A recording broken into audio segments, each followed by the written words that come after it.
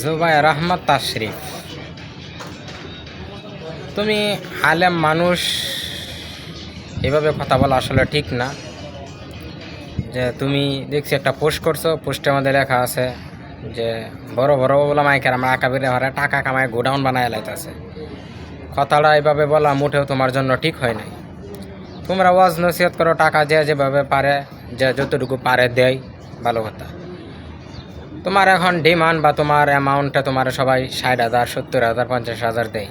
কোনো এক সময় তুমি 5,000 টাকা বয়ান করছো, এখন তোমার দিতেছে, ভালো কথা।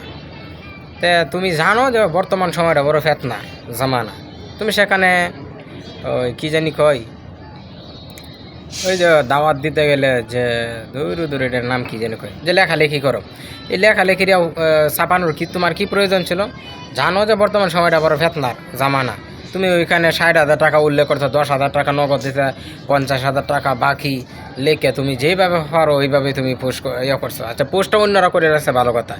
এখন কথা হলো যেটা এই কাজটা যেভাবে সমঝোতার ভিতরে আসে যায়, তুমি সেই ব্যবস্থা করো না। তুমি এটা সমঝোতা না এনে তুমি বরংস উলামায়ে কেরামের দোষ বা উলামায়ে কেরাম যেইভাবে যার কাছ থেকে টাকা নিতে সব তুমি প্রকাশ করে দিতেছো, কে কীভাবে টাকা নিতেছে সব তুমি প্রকাশ করে দাও। তুমি কি শুরু করছো আসলে? তুমি আর সব কথার মূল হলো কি জানো, মানে এলেম কম থাকলে যা হয় আর কি।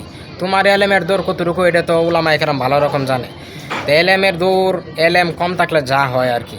তো ভাই তুমি আরও পড়ালেখা করো, এলেম অর্জন করো, তারপরে করো। এখনও তোমার পরিপূর্ণ পাকাপোক্ত এলেম হয় না, যার কারণে তুমি আসলে যে বিভ্রান্তি ছড়াতে সেটা মোটেও ঠিক না। আল্লাহ তাআলা সবাইকে দিনের সহি বুঝদান করো।